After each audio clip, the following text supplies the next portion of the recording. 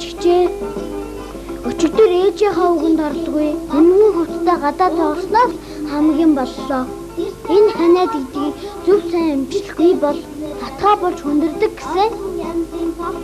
Тийм болохоор ээж маань миний бие эсвгүүцлийг сайжруулна гэд надад шим тэжээлтэй хоолнууд ойр ойрхон өгч бас халууралт бол амьсгал талаар шингэн халдаг гэд зөндөө их шингэн уулгаж байгаа шүү. Ялангуяа ансны шүс, уцласан арц, талуун сүү зэргийг их өгч байгаа. Өрөөндөө байнга цэвэрлэгээ хийж цэвэр агаар оруулах нь их чухал гэсэн. Эдгээр нь хамгийн зөв сайн амжилттай болдог юм билээ. Харин нэг өөртөө ханиалгаж байвал ханиалгалтыг намдаах зорилгоор өвгийн балтай сүү, чигаад усын, штамон, зэрэг хоргой зөөлөн бэлтгэлүүдийг уух хэрэгтэй. Ээж маань энэ эмчилгээнүүдийг хийж намайг сайн асарч байгаа болохоор миний бие удалгүй сайжиж эхэллээ. Харин дээрх асаргаа эмчилгээг хийгээд ийм байдал нь дээрдэхгүй хоолнд дургийг халуураад бас чимээ шүүгэнтэй амьсгалаад байвал эмчид яадаг үлдээгээрээ. Хэрвээ ханиадыг цаг тухайд нь зөв сайн амжилтгүй бол татгаа болж хүндэрдэг гэсэн. Энэ хатгаа өчний улмаас дэлхийд олон сая хүүхэд ань насаа алддаг гэсэн.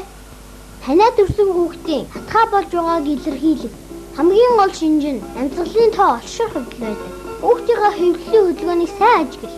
Дараа нь амьсгал тоолох боломжтой газрыг сонгож тэр газраас хараагаа шилжүүлэхгүйгээр 1 минутын турш хэвлэлийн хөдөлгөөнийг тоолоорой. Ялангуяа 5 хүртэлх насны хүүхдэд энэ аргыг нэмбэ ашиглаж чадвал их үр дүнтэй гэсэн шүү. Амьсгалаа тоолж дууссаны дараа энэ үснэгтийг ашиглан амьсгалын тог ширсэн үгийг тогтоож шаардлагатай бол эмчит хандаарай.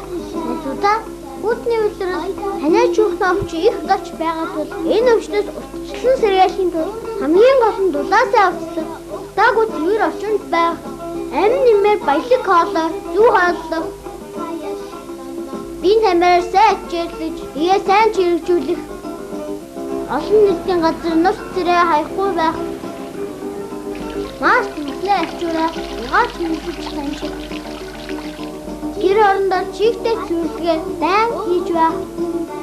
Танайч найдахтаа ам хамраа давч хөвшигтэр нь маш их чухал шүү. Дараа уулзлаа баяртай найзуудаа.